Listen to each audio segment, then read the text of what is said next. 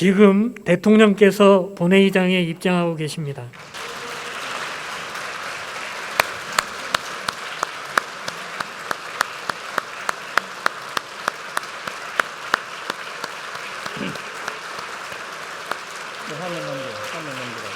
화면 넘기라.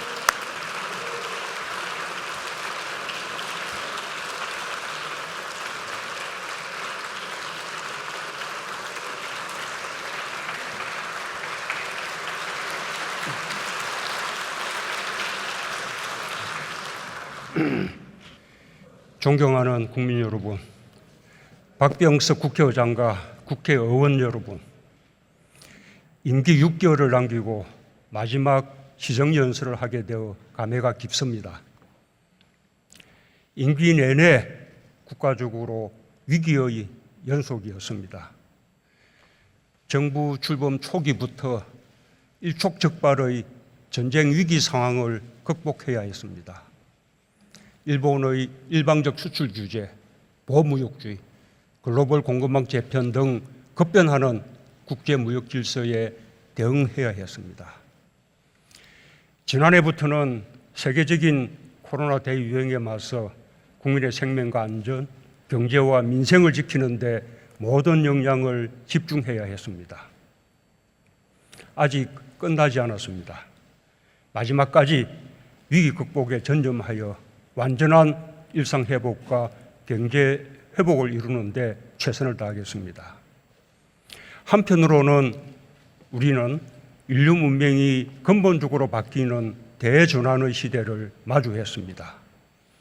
코로나 위기가 디지털 전환을 가속화하고 기후위기가 인류의 생존을 위협하며 탄소 중립이 전 지구적 과제가 되었습니다. 우리에게도 국가의 명운이 걸린 중대한 도전입니다. 정부는 대전환의 시대를 담대하게 헤쳐나가 새로운 미래를 열어가는 책임과 역할을 다하겠습니다.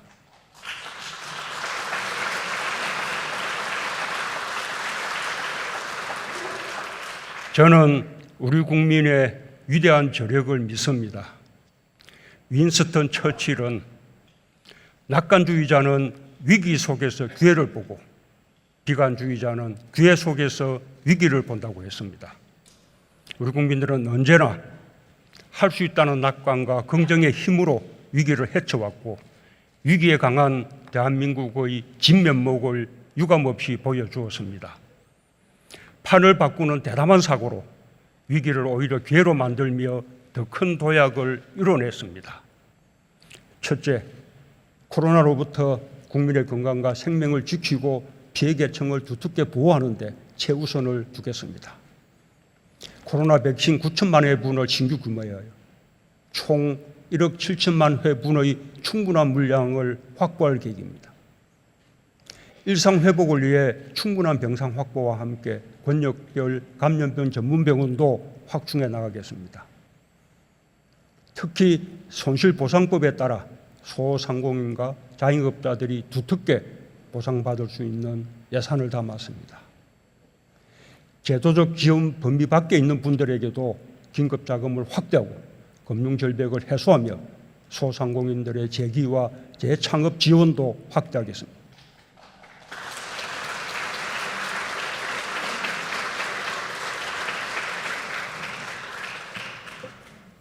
둘째, 코로나 격차와 불평등을 줄이면서 회복의 온기를 모두가 느낄 수 있는 포용적 회복을 이루겠습니다. 내년에는 기준 중위소득이 역대 최고 수준으로 인상되어 7대 급여의 보장 수준이 큰 폭으로 높아집니다. 생계급여 부양 의무자 기준 완전 폐지로 5만 3천여 가구가 추가로 혜택을 받게 될 것입니다. 263만 명을 대상으로 한국형 상병수당 시범 사업을 실시하여 아프면 쉴 수 있는 나라의 첫걸음을 내딛겠습니다. 또한 대리운전, 퀵 서비스 기사 등 플랫폼 종사자들이 신규로 고용보험 혜택을 받게 될 것입니다.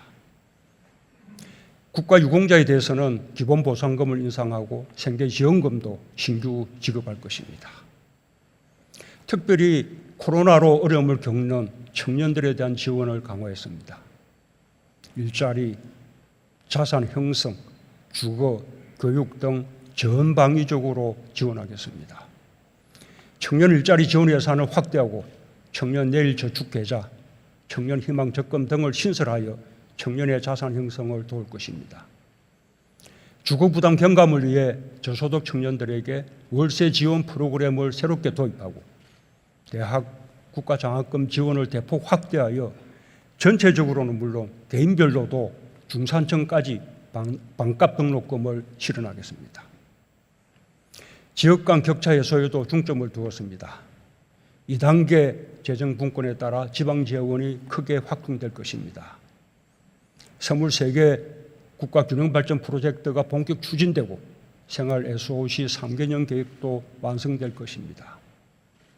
부울경 초강력 협력이 성공적 모델이 될 수 있도록 지원하여 다른 권역으로 확산시키고 새로운 국가균형발전 시대를 여는 열쇠가 되도록 하겠습니다.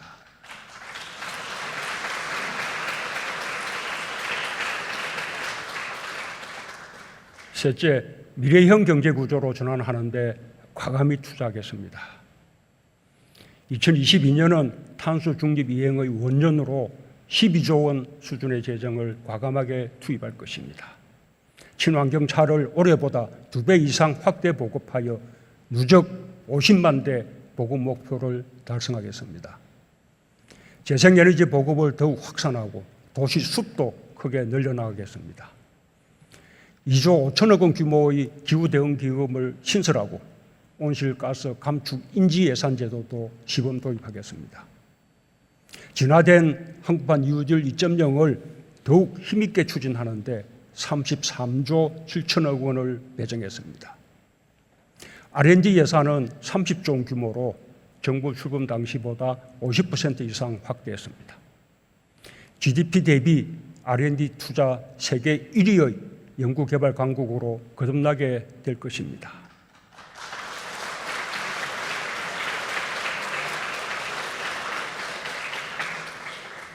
마지막으로 국민의 안전을 지키고 국민의 삶의 질을 높이기 위한 투자에 역점을 두었습니다. 정부는 국방 예산으로 55조 2천억 원으로 확대했습니다. 우리 정부는 연평균 6.5%의 높은 국방 예산 증가율을 기록하게 됩니다.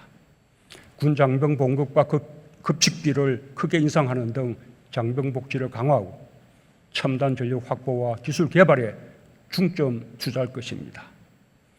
한미동맹 강화와 주변국 협력 정전에 다하여 다자 외교와 중견국 외교를 강화하고 그린, 디지털, 보건 부분을 중심으로 ODA 예산도 크게 늘렸습니다.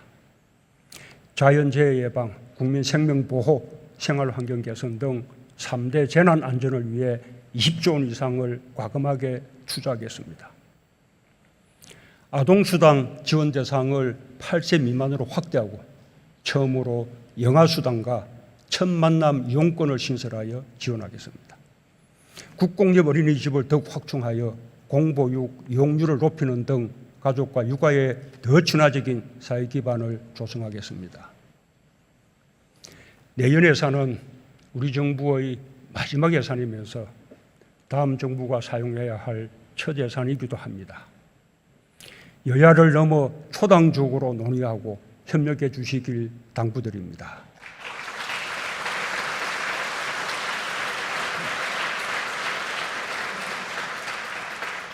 존경하는 국민 여러분, 국회의장과 국회의원 여러분, 우리 정부가 위기를 극복해 나가는데 국회가 많은 힘을 모아주셨습니다.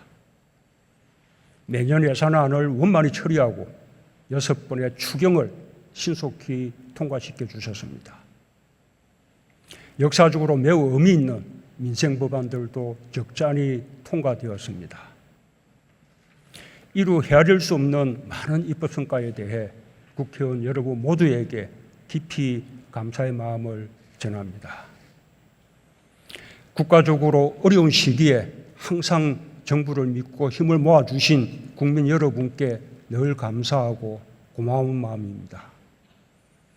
위기 극복 정부로서 마지막까지 최선을 다하는 것으로 보답하겠습니다.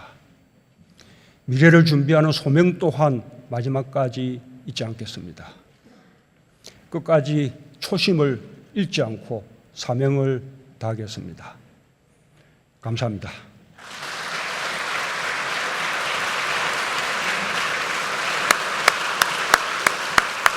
네, 한번 하시죠.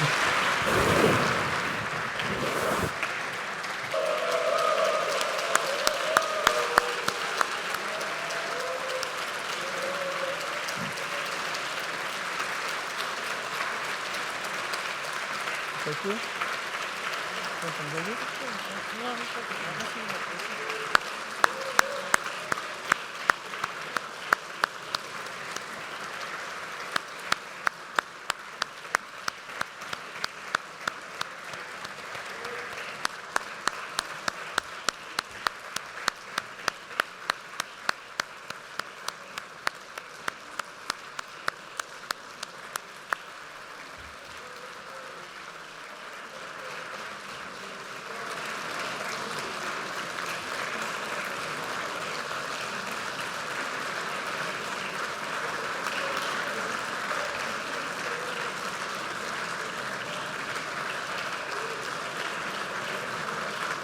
좀 더 주나?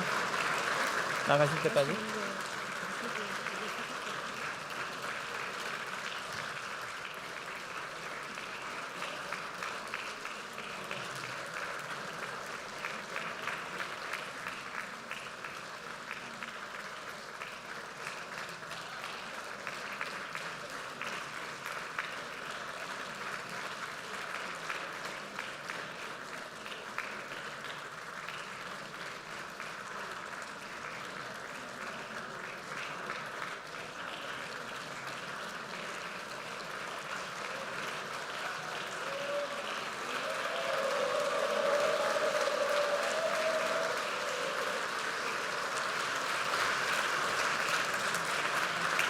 오늘 회의는 이것으로 마치겠습니다.